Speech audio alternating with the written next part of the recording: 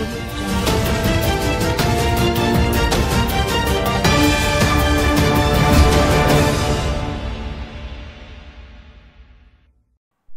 Media తెలుగుకి స్వాగతం. అన్నమయ్య జిల్లా మదనపల్లి భారత్ అంబేద్కర్ సేవ ప్రారంభించి 17 సంవత్సరాలైన సందర్భంగా మదనపల్లి కాలనీ గేట్ అంబేద్కర్ విగ్రహం దగ్గర జెండా ఆవిష్కరణ కార్యక్రమం నిర్వహించారు.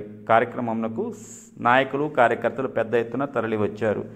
భారత్ అంబేద్కర్ సేవ ఏర్పాటు చేసిన పీటీఎం శివప్రసాద్ను అభినందించారు. నాయకులు మీడియాతో మాట్లాడుతూ ఈ భారత్ అంబేద్కర్ సేవ దళితులకు ఒక గుర్తింపు తీసుకుని వచ్చిందని, భారత రాజ్యాంగం చక్కగా అమలు చేయడానికి భారత యువసేన ఎంతో కృషి చేస్తుందన్నారు. విజయవాడలో జరిగే భారత్ అంబేద్కర్ సేవ ప్రారంభించి 17వ ఆవిర్భావ కార్యక్రమానికి అందరూ తరలిరావాలని కోరారు.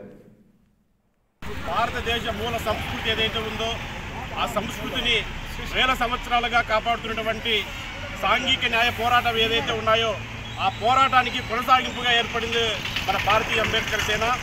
భారతీయ అంబేద్కర్ సేన 2012 డిసెంబర్ 20వ తేదీన ప్రారంభించుకోవడం జరిగింది గౌరవ అన్న పీటీఎం శివప్రసాద్ గారి నాయకత్వంలో.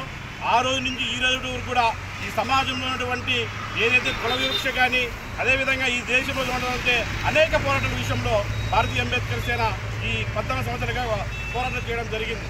కాబట్టి ఏదైతే ఎల్ఎన్ హరిదాస్ అనే ఒక అంబేద్కర్ గారి ఉద్యమకారుడు ఎవరైతే ఉన్నారో ఆయన ప్రజల కోసమే నిత్యము మేము మీతో పాటు ప్రజలతో పాటు కలిసి పనిచేసేది భారతీయ అంబేద్కర్ సేన.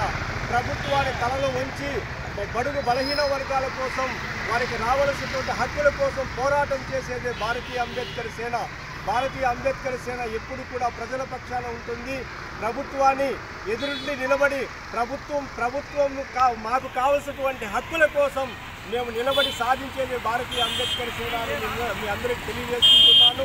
ఈ కార్యక్రమం రాష్ట్ర వ్యాప్తంగా కూడా డిసెంబర్ 20 వరకు కూడా మనమందరూ కూడా జెండా ఆవిష్కరణ చేయాలని మీ అందరికీ తెలియజేసుకుంటున్నాను. జై భీమ్. భాష ఏర్పడి ఈ రోజుకి 14 సంవత్సరాలు పూర్తవుతా ఉంది.